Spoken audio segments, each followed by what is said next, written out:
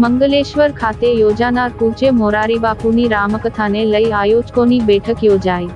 આગામી મંગલેશ્વર ખાતે 4 જાન્યુઆરીથી 12 જાન્યુઆરી સુધી પૂજ્ય મોરારી બાપુની રામકથા યોજાશે, જેને લઈ આયોજકો દ્વારા વિવિધ તડામાર તૈયારીઓ કરવામાં આવી રહી છે। ભરૂચ તાલુકાના જૂના તવરા ગામે આવેલ મંગલમઠ ખાતે મંગળમઠના સંચાલક ચેતનદાસ સાહેબ દ્વારા સ્વયંસેવકો માટેની એક મીટિંગ બેઠક બોલાવવામાં આવી હતી।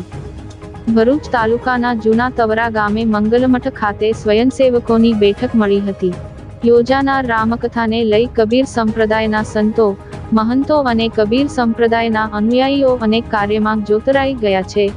રામકથા દરમિયાન સ્વયંસેવકોને કઈ જવાબદારી સોંપવી, કઈ પ્રકારની વ્યવસ્થા કરવી, જેને લઈને બેઠકનું આયોજન કરવામાં આવ્યું હતું, જેમાં કબીર સંપ્રદાયના વરિષ્ઠ સંતો ઉપસ્થિત રહ્યા હતા અને તેઓના સેવકો ઉપસ્થિત રહ્યા હતા। આ સાથે જ આસપાસ ગામના સરપંચો, ડેપ્યુટી સરપંચ, તાલુકા પંચાયત સદસ્ય, જિલ્લા પંચાયત સદસ્ય સહિતના અગ્રણીઓ અને ખૂબ જ મોટી સંખ્યામાં ગામજનો આ બેઠકમાં હાજર રહ્યા હતા।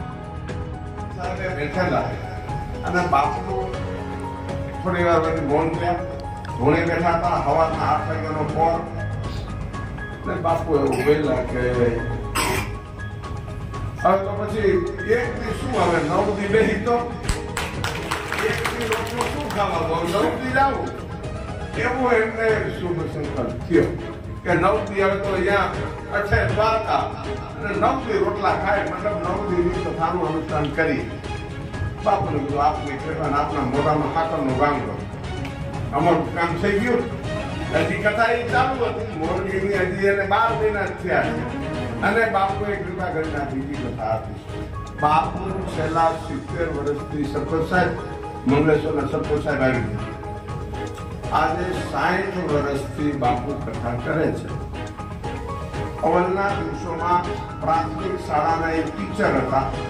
આર્થિક બહુ તંગદિલી વાળું જીવન હતું। અવલના 5-10 વર્ષ બાપુએ કથા ગાયાની ભેટ લીધી।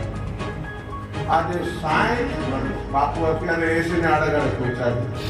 60 વર્ષથી બાપુ પોતાની પોથી અને ઘરનો લોટ લઈને અમેરિકા જાય તોય ભલે, પોલેન્ડમાં જાય તોય ભલે, હોલેન્ડમાં જાય। મંગલેશ્વર ગામની અંદર એક આશ્રમ હું બનાવી રહ્યો હતો, એમાં મારા મિત્ર પરમ પૂજ્ય શિવરામદાસજી સાહેબે એમાં 51 લાખ રૂપિયા એ મંદિરની અંદરમાં તેમણે પોતે અહીંયા સમર્પિત કર્યા।